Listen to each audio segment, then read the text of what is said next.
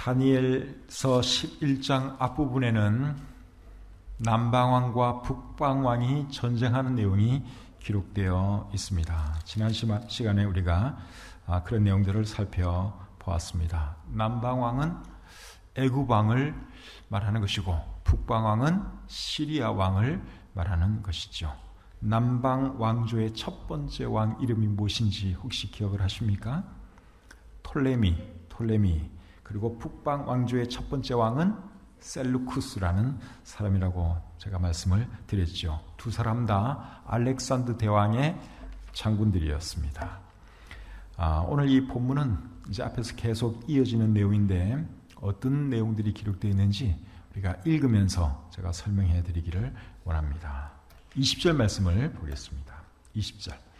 그 왕위를 이을 자가 압제자를 그 나라의 아름다운 곳으로 두루 다니게 할 것이나 그는 분노함이나 싸움이 없이 몇 날이 못되어 망할 것이요. 방금 읽은 이 말씀은 시리아의 셀루쿠스 4세에 대한 말씀입니다. 이 사람은 세금을 많이 거둔 것으로 굉장히 유명합니다. 그런데 이 왕이 압제자를 그 나라의 아름다운 곳으로 두루 다니게 한다, 그렇게 말씀을 하고 있는데 왜 두루 다니게 하는가 하면 세금을 걷기 위해서 그렇게 두루 다니게 한 것입니다. 여기 압제자는 셀루쿠스의 재무장관인 헬리오도로스라고 하는 사람입니다. 이 재무장관을 이제 여러 지역으로 돌아다니게 만들면서 이제 세금을 걷게 한 거죠.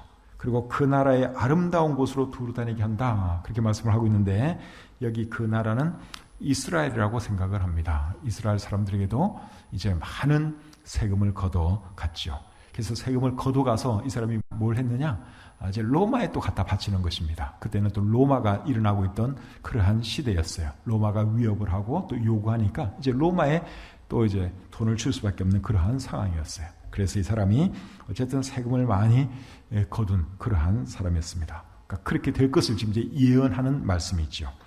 그런데 이 왕이 어떻게 되느냐? 독살되고 맙니다. 20절 하반절을 보시면 그는 분노함이나 싸움이 없이 몇 날이 못되어 망할 것이요. 그래서 이 사람이 이제 독살돼요. 그 자기의 신하였던 그 여기서 압제자라고 표현하고 있는 재무장관, 그 사람이 또 사람들을 부추겨가지고 이 사람을 독살시킵니다. 그래서 이 사람은 또 그것으로 인생이 끝나게 되는 거죠. 21절 말씀 보겠습니다. 21절. 또 그의 왕위를 이을 자는 한 비천한 사람이라 나라의 영광을 그에게 주지 아니할 것이나 그가 평안한 때를 타서 속임수로 그 나라를 얻을 것이며. 21절부터 오늘 본문이 끝나는 35절까지는 시리아의 안티쿠스 4세에 대한 말씀이에요. 21절부터 35절까지가 한 사람에 대한 말씀을 하고 있습니다. 이 사람은 안티오쿠스 에피파네스라는 이름으로 불려지기도 합니다. 에피파네스라고 하는 말의 뜻은 영광스러운 사람, 걸출한 사람, 그런 뜻인데 이거는 자기가 스스로 붙인 이름입니다. 자기가 자기를 높이기 위해서 에피파네스라는 이름을 자기에게 붙였는데 그 말의 의미는 영광스러운 사람, 걸출한 사람, 그러한 뜻이에요. 근데 사람들은 이 사람을 에피파네스라고 안 부르고 에피마네스라고 불렀습니다. 비슷한 발음인데 뜻은 완전히 다릅니다. 에피마네스라고 하는 이름의 뜻은 미친 사람, 그러한 뜻이에요. 그러니까 백성은 이 사람을 미친놈이라고 불렀어요, 사람들은. 근데 이 사람은 스스로는 영광스러운 사람, 걸출한 사람, 에피파네스, 그렇게 불렀는데 사람들은 에피마네스, 미친놈, 미친 사람, 그렇게 불렀습니다. 그리고 이 사람에 대해서 오늘 본문 21절에는 비천한 사람이라고 말씀을 하고 있죠. 오늘 이 본문의 내용은 다 천사가 다니엘에게 계시로 말하는 내용이에요. 그 천사는 가브리엘 천사고, 근데 가브리엘 천사는 이 사람에 대해서 뭐라고 말했는가 하면 비천한 사람, 그렇게 표현을 했습니다. 근데 표준 세번역 성경과 NASB 영어 성경에 보시면 비열한 사람, 그렇게 번역을 해 놓았습니다. 비천한 사람 또는 비열한 사람, 이제 그러한 사람이 이 사람인데 이 사람이 왜 비열한 사람이냐? 21절에 보시면 속임수를 써서 왕이 되었기 때문에 이 사람은 비열한 사람이다. 그렇게 말씀하고 있습니다. 21절 하반절에 보시면 그가 평안한 때를 타서 속임수로 그 나라를 얻을 것이며, 이 사람이 왕이 되기는 왕이 되었는데 정상적인 방법으로 왕이 된 것이 아니라 속임수를 써가지고 왕이 되었다 그 말이죠. 원래는 자기 조카가 왕이 되어야 합니다. 그런데 조카가 나이가 어리니까 자기가 결국 왕이 되고 말았죠. 그래서 21절부터 본문 끝까지 누구에 대한 말씀이라고요? 안티오쿠스 4세 에피파네스라고 하는 시리아 왕에 대한 말씀입니다. 그 다음에 22절 보겠습니다. 22절. 넘치는 물 같은 군대가 그에게 넘침으로 말미암아 패할 것이요 동맹한 왕도 그렇게 될 것이며, 22절 말씀은 애굽의 군대가 안티오쿠스에게 이제 패할 것이다 하는 그러한 말씀을 하고 있습니다. 그리고 동맹한 왕도 그렇게 될 것이다, 패할 것이다, 그렇게 말씀을 하고 있는데, 여기 동맹한 왕은 당시 대제사장이었던 오니아스 3세를 말하는 거라고 생각을 합니다. 이 오니아스 3세 대제사장이, 예루살렘의 대제사장이 안티오쿠스의 지시에 의해서 살해를 당합니다. 그래서 그 사건을 여기서 지금 말하고 있는 거라고 생각을 해요.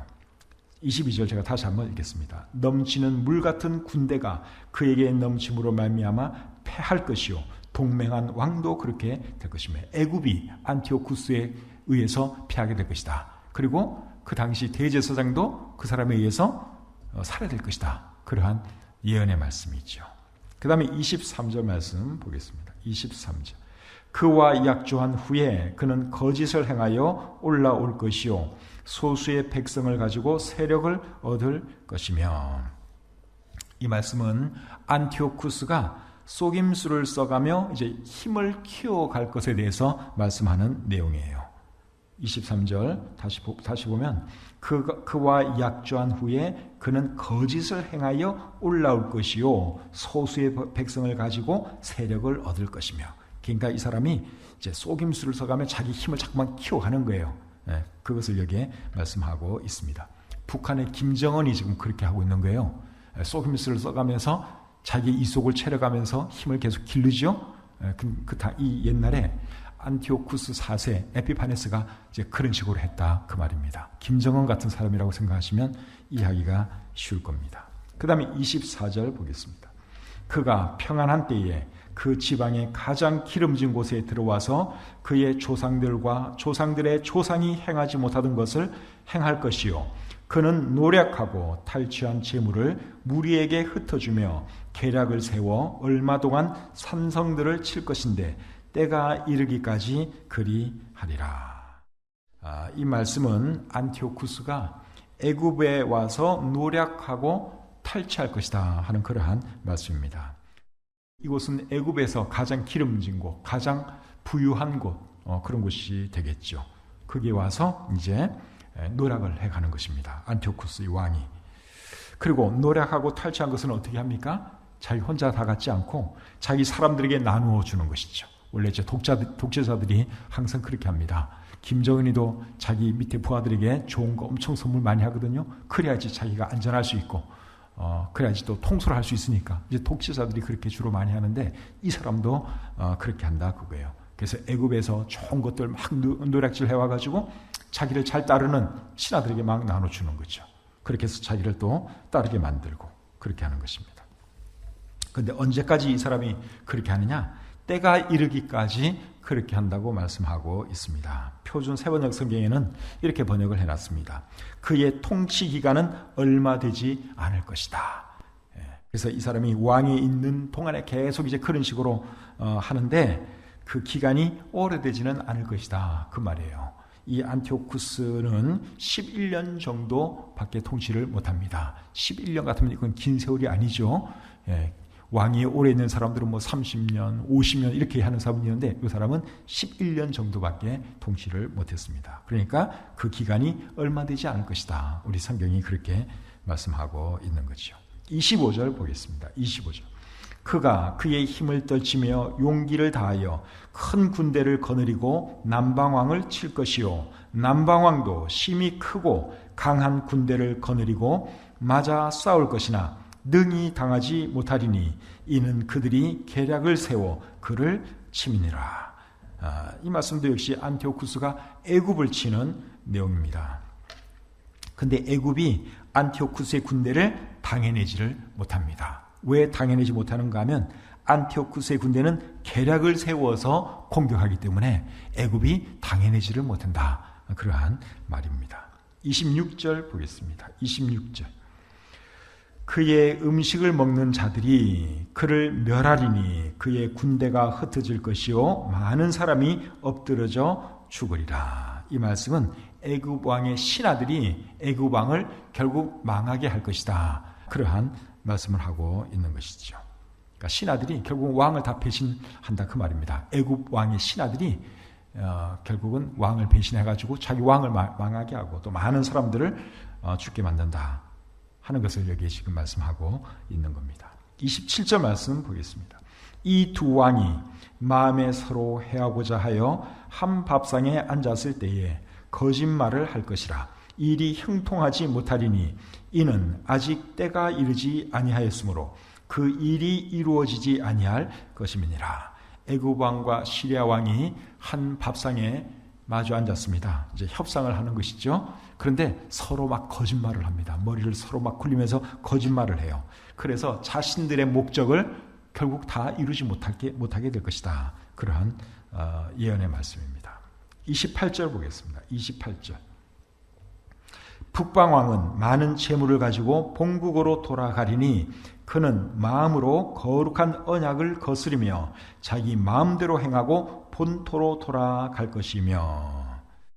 여기 말하는 북방왕은 안티오쿠스를 말하는 거죠. 시리아의 왕 안티오쿠스 4세를 말하는 겁니다. 그런데 이 사람이 이제 다시 자기 나라로 돌아가면서 어떤 일을 하느냐? 거룩한 언약을 거스리며 자기 마음대로 행한다고 말씀하고 있습니다. 여기 말하는 거룩한 언약은 하나님께서 이스라엘 백성들에게 하신 언약을 말하는 거예요. 그러니까 하나님의 말씀, 하나님의 언약 이런 거 무시해버리고 자기 마음대로 이제 이스라엘 사람들에게 행할 것이다. 그러한 말씀입니다. 그래서 이 사람이 결국 어떤 일을 하는가 하면 성전 기물들을 약탈하고 수많은 이스라엘 사람들을 죽이게 됩니다. 외경 중에 마카비 전서, 마카비 후서라는 것이 있어요. 근데 거기 마카비 전서 1장 20절부터 28절에 보시면 이제 그런 내용이 기록이 되어 있습니다. 제가 지난번에 미국에 가서 책방에서 이런 책을 하나 샀습니다.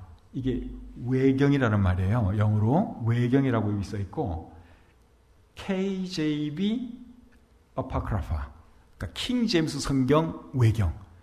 지금 우리나라에 킹 제임스 성경 좋아하는 분들이 엄청 많이 계시는데 원래 1611년에 나온 그 킹 제임스 성경에는 외경이 포함되어 있어요. 외경.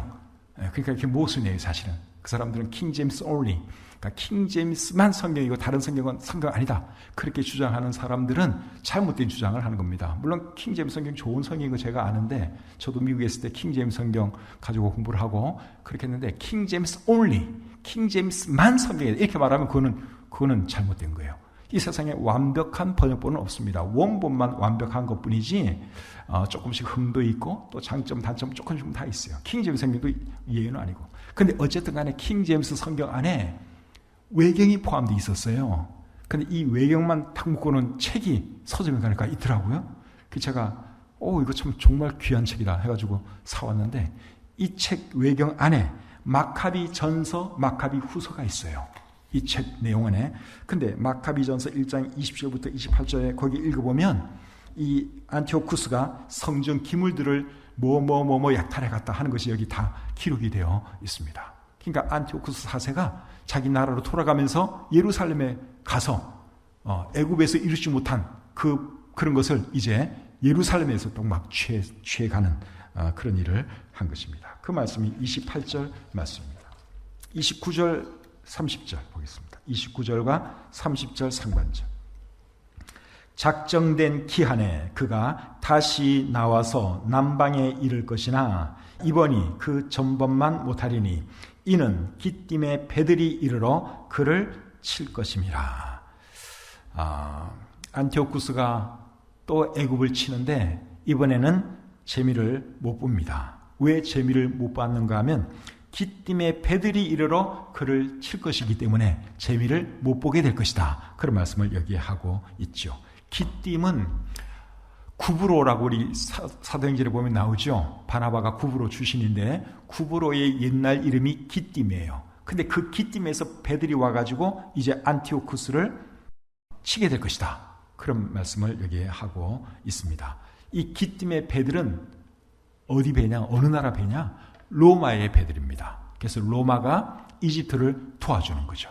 그래서 이집트를 공격하러 내려온 시리아 왕 안티오쿠스 4세를 이제 공격을 해요. 그래서 어쩔 수 없이 또 돌아가게 됩니다. 이 일은 기원전 168년에 있었습니다. 그리고 이 작전을 지휘한 로마의 책임자는 포피리우스 라이나스라고 하는 사람입니다. 이제 이런 건 다 지나간 역사니까, 우리 입장에서는 지나간 역사니까 이런 이름도 알고 연도도 알고 하는 거죠. 근데 가브리엘 천사가 다니엘에게 다니엘서 11장을 말을 했을 때는 아직도 미래의 일이에요. 근데 이렇게 참 기가 막히게 딱 들어맞는 거 보면 여러분 놀랍지 않습니까? 그러니까 성경이 이게 대단한 책이라는 거예요. 하나님 말씀이라는 것이죠. 30절 하반절과 31절 보겠습니다. 30절 하반절. 그가 낙심하고 돌아가면서 맺은 거룩한 언약에 분노하였고 자기 땅에 돌아가서는 맺은 거룩한 언약을 배반하는 자들을 살필 것이며 군대는 그의 편에 서서 성소 곧 견고한 곳을 더럽히며 매일 드리는 제사를 폐하며 멸망하게 하는 가증한 것을 세울 것이며. 안티오쿠스가 이제 로마에게 밀려 자기 나라로 돌아가면서 뭘 하는가 하면 이스라엘에게 가서 이스라엘 땅에 가서 분풀이를 합니다. 30절 하반절 보시면 그가 낙심하고 돌아가면서 맺은 거룩한 언약에 분노하였고, 거룩한 언약은 아까 말한 하나님께서 이스라엘에게 한 그 언약을 말하는데 뭐 이스라엘이라고 여러분들이 그냥 쉽게 이해하셔도 돼요. 이스라엘에 분노하였고 그렇게 말씀을 하고 있죠. 그리고 또 계속 보시면 자기 땅에 돌아가서는 맺은 거룩한 언약을 배반하는 자들을 살필 것이며, 거룩한 언약을 배반하는 자들을 살필 것이다 하는 이 말은 유대교의 변절자들에게 잘해줄 것이고 그들과 손을 잡을 것이다, 그러한 뜻입니다. 그러니까 이 사람이 이스라엘에서 무슨 일을 하려면 그 이스라엘 사람들이 도움을 받아야 되는데 참 믿음이 현찮은 그런 변절자들이 있을 거 아닙니까? 그런 사람들을 이제 이용하겠다 그 말이에요. 잘해주고 이제 이용하고, 그것을 지금 여기에 말씀하고 있습니다. 그리고 31절에 보니까 군대는 그의 편에 서서 성소 곧 견고한 곳을 더럽히며 매일 드리는 제사를 폐하며 멸망하게 하는 가증한 것을 세울 것이다, 이런 말씀을 하고 있는데 안티오쿠스가 군대를 예루살렘에 파병을 합니다. 그때 장군이 누구였는가 하면 아폴로니우스라고 하는 사람이고 그 장군 밑에 22,000명의 군사가 이제 이스라엘 땅으로 갑니다. 그리고 가서는 뭘 하는가 하면 성소를 더럽히고 그리고 매일 드리는 제사를 폐하고 멸망하게 하는 가증한 것을 세울 것이다, 그렇게 말씀을 하고 있는데 성소를 멸망하게 하는 가증한 것은 제우스 신상을 말합니다. 성전에다가 뭘 세우느냐? 제우스 신상을 세웁니다. 그 당시에 이제 이방 사람들이 주로 섬기던 신이 제우스 신이에요. 그 제우스 신의 신상을 성전에다가 이제 세우게 될 것을 여기에 말씀하고 있는 것이죠. 그 안티오쿠스가 보낸 그 군인들 22,000명의 군인들이 한 일에 대해서도 제가 조금 전에 말한 외경 마카비전서 1장에 상세하게 기록이 되어 있습니다. 거기 보면 성전에는 번제단이 있죠. 제사진에는 번제단이 있지 않습니까? 그 번제단 위에다가 제우스 신의 제단을 만듭니다. 여기 그렇게 기록이 되어 있어요. 그 외경에 보면. 그리고 거기서 돼지를 잡아서 제사를 지내요. 이스라엘 사람들 입장에서 보면 기가 막힐 노릇이죠. 그 부정한 짐승을 잡아가지고 제우스 신에게 제사를 지내는 거예요. 성전에 있는 그 번제단 위에다가 자기네들 우상에게 바치는 그 제단을 만들어 놓고 거기서 뭘 잡아서 제사 지낸다고요? 돼지를 잡아서 제사를 지내요. 그러면서 그렇게 하면서 성전을 더럽히고 모독하는 그런 행위를 하는 것이죠. 그리고 이스라엘 사람들로 하여금 절기를 못 지키게 만들고 또 할례도 행하지 못하게 만듭니다. 완전히 그 유태인들을 그냥 전멸시키는 그런 전략을 쓰는 거죠. 완전히 유태인들 그냥 사라지게 만드는 겁니다. 이방 사람처럼 이렇게 동화되든지 아니면 죽든지 그 정도로 그렇게 하는 거예요. 그래서 할례를 행한다? 죽이는 거예요. 그 여기 제가 잠깐 읽어보니까 할례 당한 부모가 이제 할례를 베풀어가지고 할례 당한 애기들이 있을 거 아닙니까? 8일 되면 할례를 베푸는데 그 아이들은 여기 목 매달아 죽였다고 요 글에 제가 아까 읽었습니다. 그러니까 그런 짓을 한 거예요. 할례도 못하게 만들고 성경에서 말하는 제사 같은 거 하나님께 살아간 그런 모든 것들을 못하도록 그렇게 나간 거예요. 그리고 누구든지 그 말 듣지 않으면 다 죽이는 거예요. 그런 짓을 안티오쿠스가 결국 한 것입니다. 무서운 사람이죠. 32절 계속 보겠습니다. 그가 또 언약을 배반하고 악행하는 자를 속임수로 타락시킬 것이나 오직 자기의 하나님을 아는 백성은 강하여 용맹을 떨치리라. 이 32절 말씀을 표준 세번역 성경에는 이렇게 번역이 되어 있습니다. 그는 속임수를 써서 언약을 거역하여 악한 짓을 하는 자들의 지지를 받을 것이지만 하나님을 아는 백성은 용기 있게 버티어 나갈 것이다. 안티오쿠스가 아무리 박해를 해도 또 거기에 믿음 있는 사람, 용기 있는 사람이 있지 않겠습니까? 그 사람들이 이제 버텨나간다. 그러면서 저항하고 하는 것을 지금 여기에 말씀하고 있는 거예요. 우리나라가 일제 치하에 있을 때도 일본 사람들 앞잡이 노릇을 하는 그런 우리나라 사람들이 있었는가 하면 또 독립운동을 하는 또 그런 사람들도 있었죠. 그러니까 그때 그 시절에도 똑같았다 그 말이에요. 똑같은 이스라엘 사람이라 할지라도 안티쿠스에게 빌붙어가지고 자기 믿음을 버리는 그런 변절자들이 있었는가 하면 또 믿음을 지키면서 또 저항하는 그러한 사람들도 있었다 그 말입니다.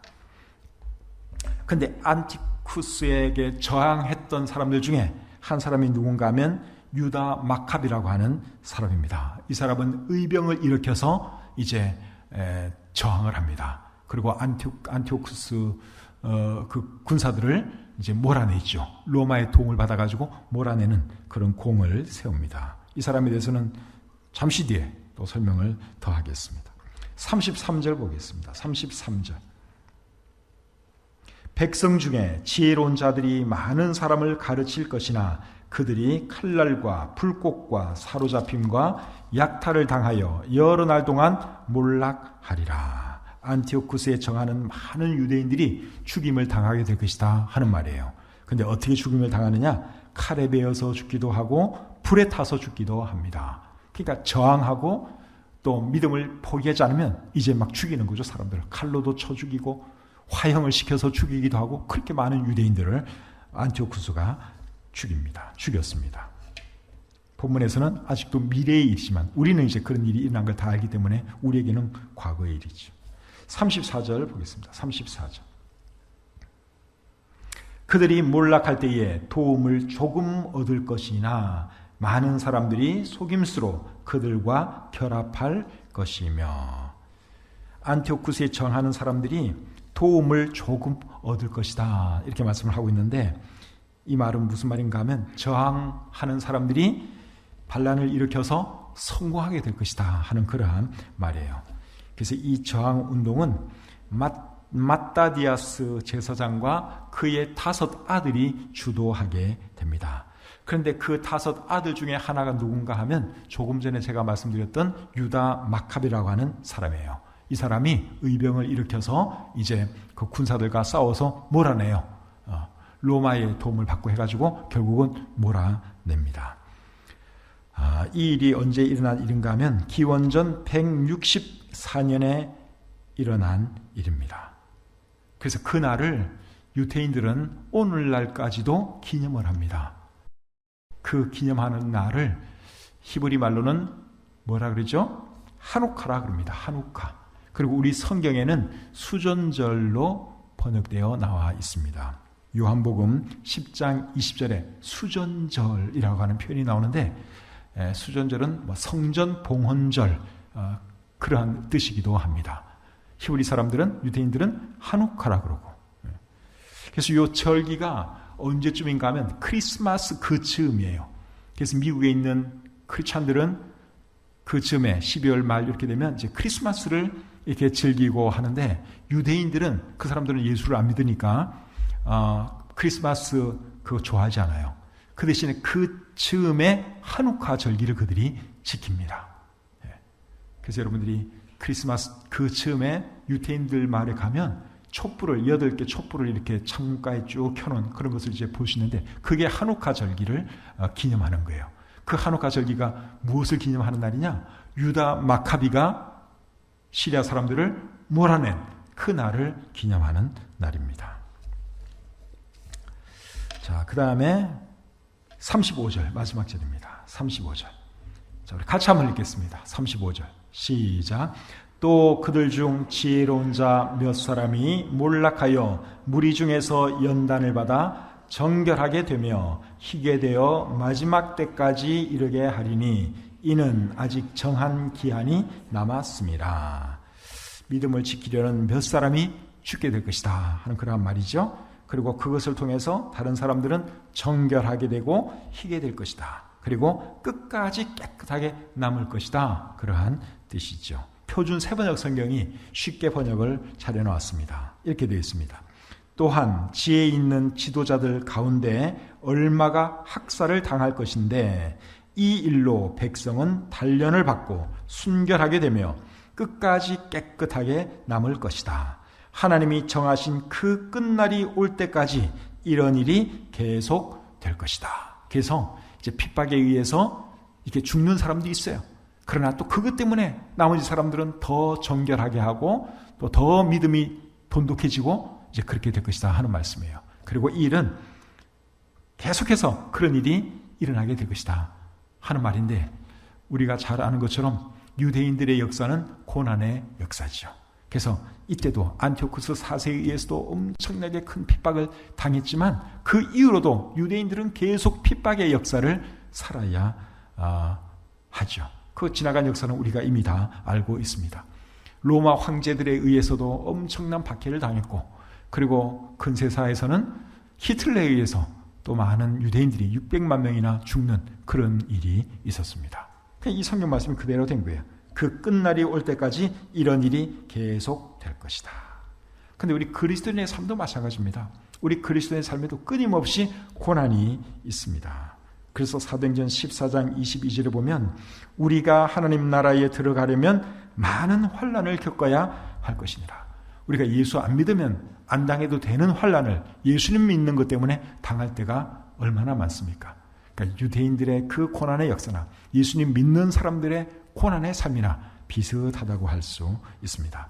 그러나 그런 고난을 통해서 더 성숙하게 되고 더 정결하게 된다 하는 것이죠. 베드로전서 5장 10절 말씀 우리 같이 한번 읽어보겠습니다. 베드로전서 5장 10절입니다. 자, 자막에 떴으니까 우리 같이 한번 읽겠습니다. 시작.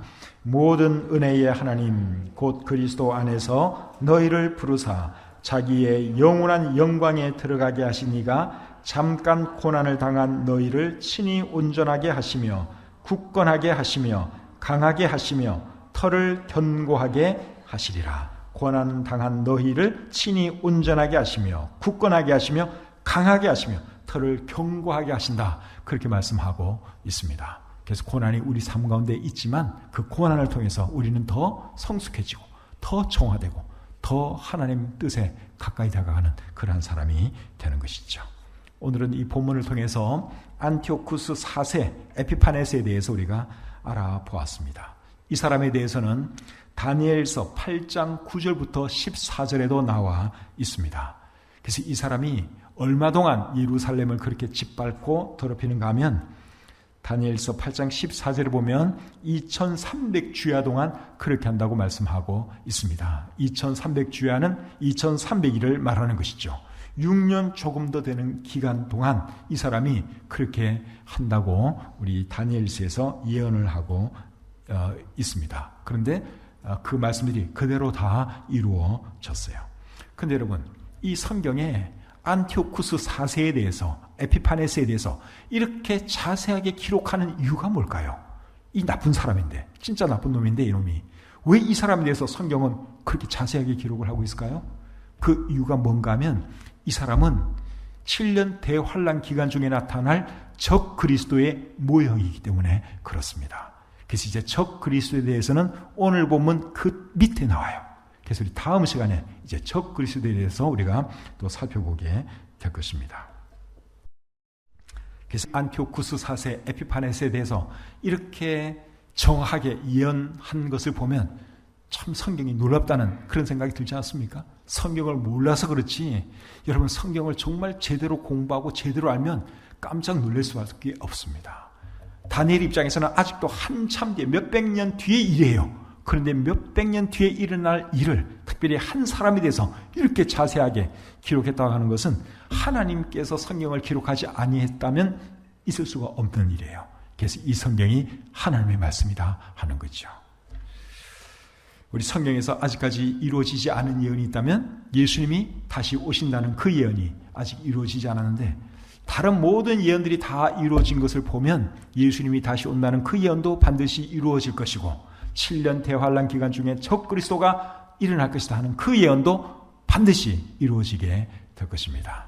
우리가 살아가는 세상을 보건대 우리 주님께서 오실 날이 멀지 않은 것 같아요. 7년 대환란이 다가오고 그리고 적 그리스도가 등장할 때가 점점 다가오고 있는데 지금 우리가 살고 있는 이때가 어느 때인가 잘 생각하면서 신앙생활 더 잘하시는 저와 여러분들이 되시기를 우리 주님의 이름으로 축복합니다. 구독과 좋아요, 알림 설정 잊지 마세요. 강효민 목사님의 다니엘서 강해 설교집 장래일은 이러합니다를 구입하기 원하는 분은 기독교 서점이나 인터넷 서점에서 구입하실 수 있습니다.